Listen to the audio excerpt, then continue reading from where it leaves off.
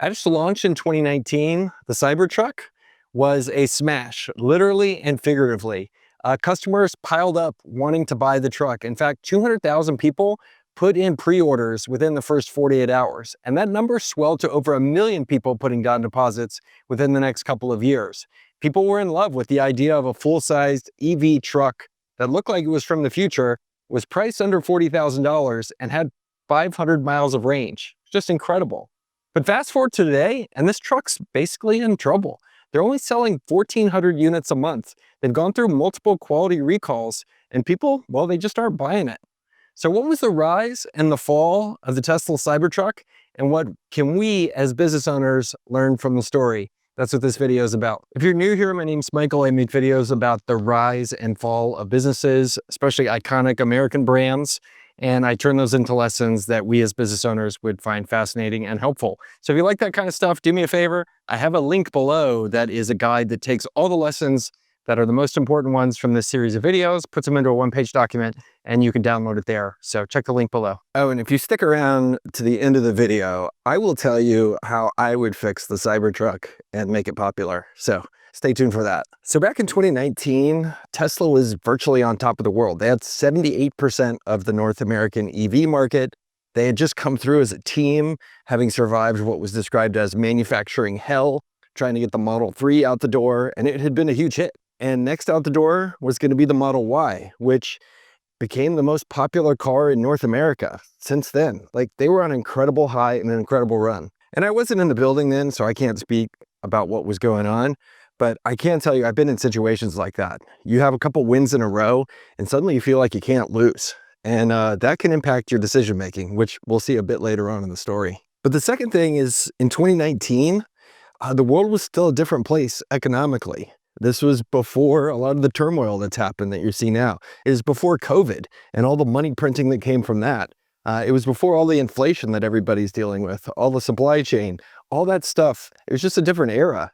And having lived in that time, I can tell you, money was just easier to come by. It just seemed to flow a lot more than it does today when things have really tightened up as they've tried to fight inflation in a post-COVID era. And at this time, there was one segment of the passenger vehicle market that the Tesla Corporation had not managed to get into. They were in the sedans, they had small SUVs coming, they had big sedans as well, big SUVs in the Model X, but they had not entered the pickup market. And the pickup market, if you don't know it, is absolutely huge in North America. We are 64% in North America of global sales of pickups, and it's something like $238 billion in sales of pickups.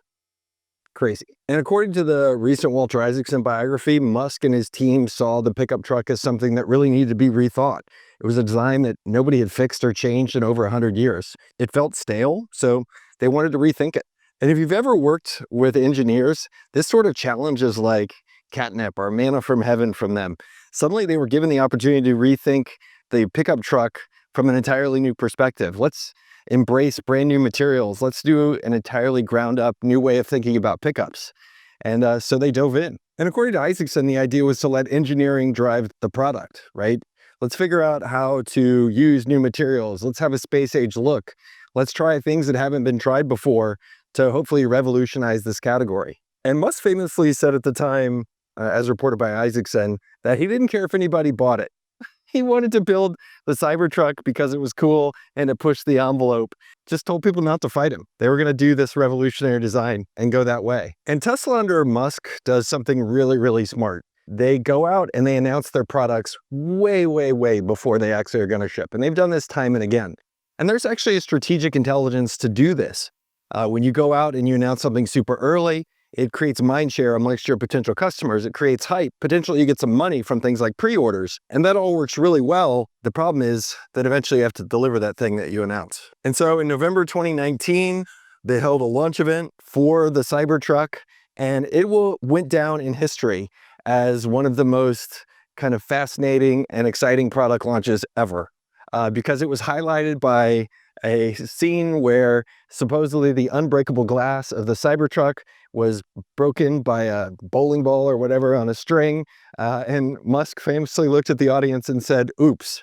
Not since Steve Jobs had announced the iPhone had a product launch gotten this kind of reception and buzz. Whether it was intentional or not, which they say it wasn't, it was freaking genius. And the hype worked. Like, people put down 200,000 deposits, paid for 200,000 deposits within the first 48 hours. You know who else put one down? I did. I thought it was cool. I wanted to buy a truck that looked like Blade Runner.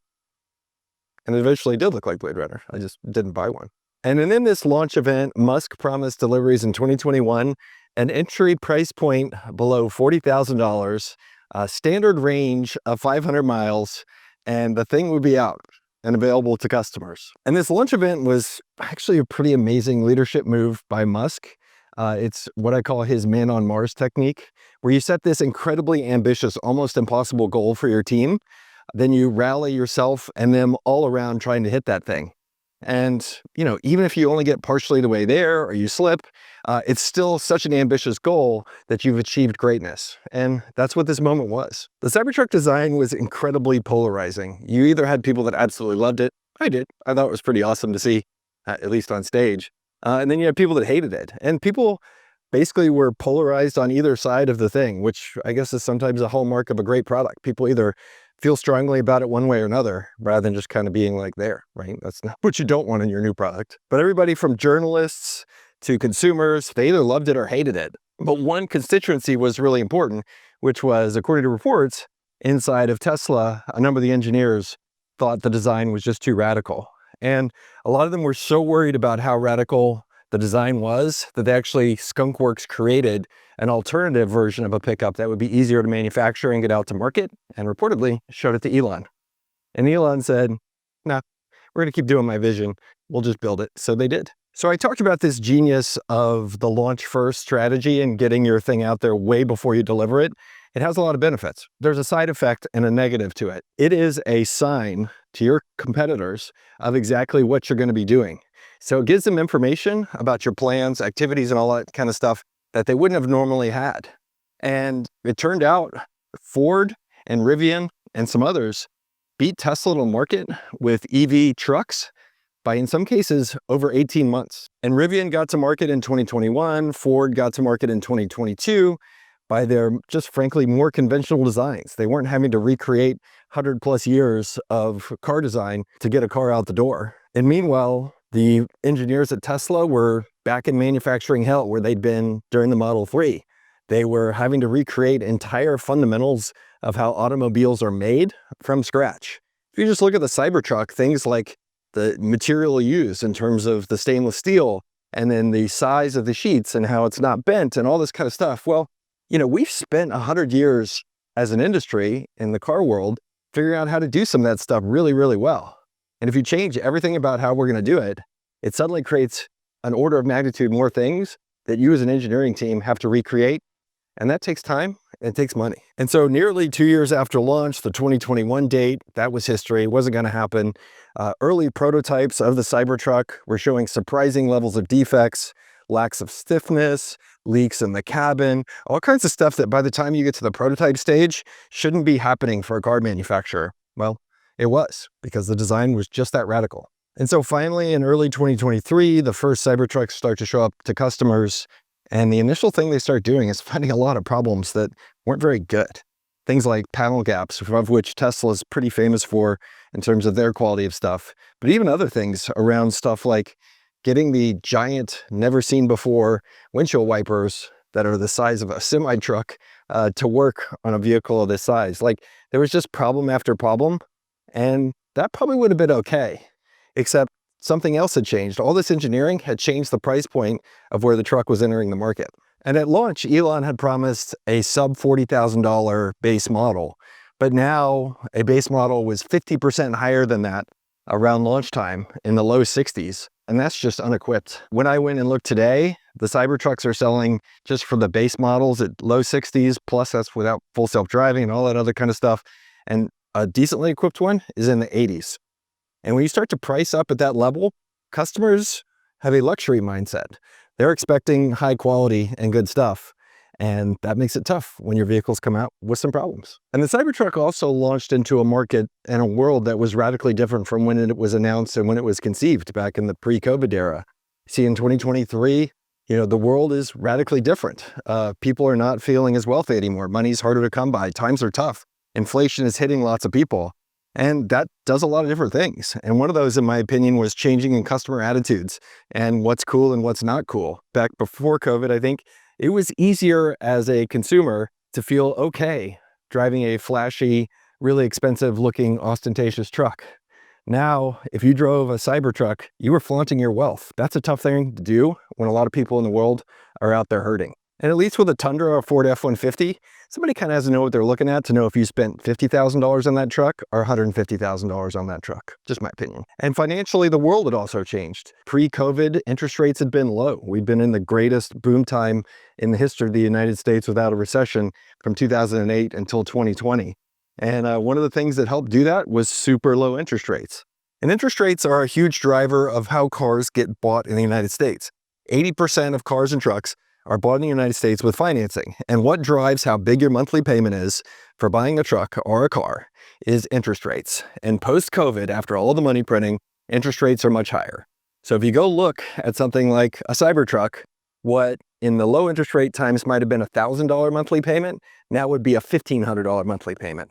And so when prices go up like that, it means fewer people can afford to buy what is a high-priced and luxury truck. And in late 2023, things got worse. There was a massive set of recalls for the Cybertruck. Two of them that I remember, one was panels would fall off the side of the truck, which, have you ever heard of a Toyota doing that? Like, they don't. And then the second thing, which was even more serious, was supposedly the accelerator pedals would get stuck. If I'm going to pay $80,000 for a truck, I want it to be safe. And, you know, the other byproduct of doing a big launch and being really out there is the news loves to cover it when you stumble. And I remember seeing all the news stories around these particular stumbles with the Cybertruck. It was just not good for consumers. And so besides this changing sentiment and bad perception about the quality and the safety of the truck, other things were happening as well. And people started to do studies to figure out why customers who had been so interested in buying the Cybertruck were now suddenly passing. And the studies came back. Why are you passing on the Cybertruck? Number one was price. Number two was questions about reliability and safety. So some of the stuff that we talked about just a segment ago. Number three was the difference between the specs as promised and what they actually got. Suddenly a 320-mile range Tesla Cybertruck isn't as useful as the originally promised 500-mile range, especially when you're going to be expecting to do real work with the thing. And the fourth problem, and this is mostly my theory, but it's part of why I have a problem with the Cybertruck personally, is the idea of utility is lacking. If you think about the mindset of somebody that buys a pickup truck, they buy it not because it can do everyday work. Your typical consumer buying one is buying them because they want to be ready for anything. Your buddy calls you and says, hey, I need to tow the boat. You want to tow the boat. Hey, your buddy calls you and says, you need to help me move. You need to help me do all this stuff.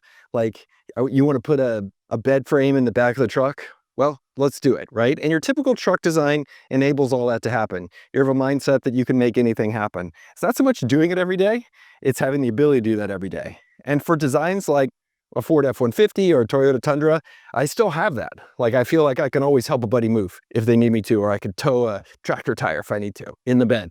But the challenge with the Tesla is you look at how the shape is done, how the bed works, how the whole thing happens there. Like, it's actually not that practical if I really need it in a pinch. And if the utility's not there and I'm spending all this money, like, it just doesn't make much sense. Like, why would I go over the top and buy a utility truck that's actually not that useful? And next, when it seemed like things couldn't get any worse for the Cybertruck, it was out the gate super slow. People were not buying it. Customers were turning up their nose. People were not converting from pre-sales. Things got worse. And in the fall of 2004, in the peak of the Harris and Trump campaign, Elon Musk very publicly came out and joined the Trump campaign. And joining the Trump campaign, or whether you join the Harris campaign or whatever, like, that was all fine. It's his choice to do what he wants to do. But it did something very quickly to the Tesla brand in general, which is it associated the Tesla brand with politics. And shortly after all that happened, a survey went and looked at the Tesla brand amongst consumers, and now 60% of the people responded, said they were avoiding buying Teslas because it was now irreversibly tainted by being part of politics. In other words, they felt like if they bought a Tesla, they were advertising a particular brand or side of politics.